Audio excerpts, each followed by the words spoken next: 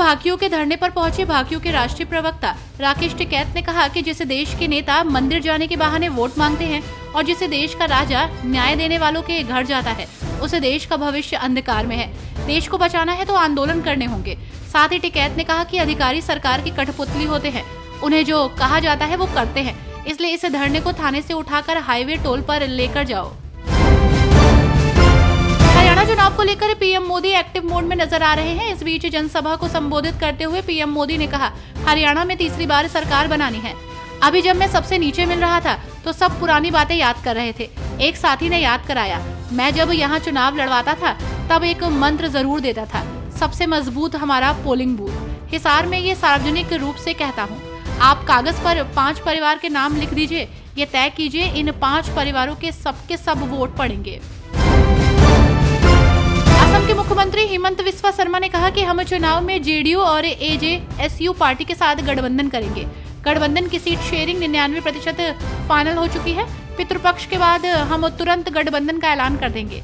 हेमंत सोरेन ने मुझे पत्र लिखा है, मैं उसका उत्तर दूंगा, लेकिन वे खुद बताएं कि उनकी पत्नी कल्पना सोरेन किसी आदिवासी सीट पर चुनाव क्यों नहीं लड़ सकती। उनके घर में ही उत्तर है, वे खुद बताएं। महाराष्ट्र कांग्रेस के प्रदेश अध्यक्ष ने डीजीपी रश्मि शुक्ला को हटाने के लिए निर्वाचन आयोग को चिट्ठी लिखी है। उन्होंने कहा कि ऐसे कदम से विधानसभा के चुनाव निष्पक्ष तरीके से कराए जा सकेंगे। आपको बता दें कि रश्मि शुक्ला 1988 बैच की आईपीएस अधिकारी हैं। पटोले का आरोप है कि महायुति सरकार ने रश्मि शुक्ला की कार्य अवधि अवैध रूप से बढ़ाई है।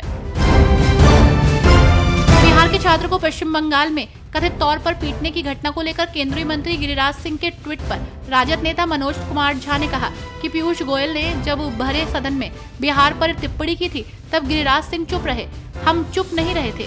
पूरे विपक्ष ने सामने आकर प्रदर्शन किया था, तब कहाँ थे गिरिराज सिंह? सारी नेतागिरी ट्विटर और फेसबुक पर है। हर एक राज्य को समझना होगा कि उनकी बनावट में बिहार का योगदान है। आप सुप्रीमो अरविंद केजरीवाल ने कैथल जिले के कलायत में एक जनसभा को संबोधित किया। उन्होंने कहा कि उन्हें जेल में मानसिक प्रताड़ना दी गई और उनकी दवाएं बंद कर दी गई।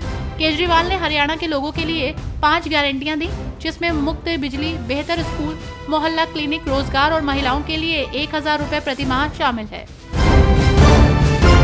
हिमाचल प्रदेश कांग्रेस अध्यक्ष प्रतिभा सिंह ने कहा कि जब भी हम दिल्ली आते हैं तो हम वरिष्ठ नेताओं से मिलने की कोशिश करते हैं, पार्टी हाईकमान से मिलते हैं, हम उनके आदेशों का पालन करते हैं। हम केसी वेणुगोपाल से मिले, हमने उनसे बात की। कुछ तथ्य ऐसे होते हैं जो बेवजह कुछ मुद्दा उठाते हैं। हमें पार्टी के आदेशों का पालन करना है और राज्य की बेहतरी को भी देखना है। अम्बाला कैंट विधानसभा क्षेत्र से बीजेपी उम्मीदवार अनिल विज ने हरियाणा चुनाव के लिए कांग्रेस के घोषणा पत्र पर कहा, ये झूठ का पुलिंदा है। कांग्रेस ने अपने किसी घोषणा पत्र पर कभी काम नहीं किया। आप हिमाचल का उदाहरण देख सकते हैं। उन्होंने वहाँ बहुत सारे वादे किए, लेकिन वे क्या कर रहे हैं? वे कर्मचारियों को वेतन भी नहीं दे रहे और कह रहे थे कि वे ओपीएस देंगे। ये झूठ बोलने वाली पार्टी है। राजस्थान के मुख्यमंत्री भजन लाल शर्मा ने देवघर पहुंचकर बाबा बैद्यनाथ मंदिर में पूजा अर्चना की और इस दौरान भजन लाल शर्मा ने कहा कि आज मैं एक पवित्र स्थान पर आया हूँ। बैद्यनाथ धाम अपने आप में एक बहुत बड़ी शक्तिपीठ है। मैं इस भूमि को प्रणाम करता हूँ। झारखंड के विकास के लिए, भारत को विकसित बनाने के लिए हम सबने जो संकल्प लिया है, निश्चित रूप से बाबा बैद्यनाथ उस संकल्प को पूरा करने में हमारी मदद करेंगे। केंद्रीय मंत्री किरण रिजिजू ने कहा कि हमारे देश को कमजोर करने के लिए एक भारत विरोधी गिरोह है, एक इकोसिस्टम है जो भारत विरोधी कहानी बनाता है। उस इकोसिस्टम ने जानबूझकर राहुल गांधी को अपना चेहरा बनाया है। वे राहुल गांधी का इस्तेमाल करते हैं, वो भारत को कमजोर करने की बात करते हैं। ये इकोसिस्टम का प्रभाव है, लोग भी इसे समझ रहे हैं।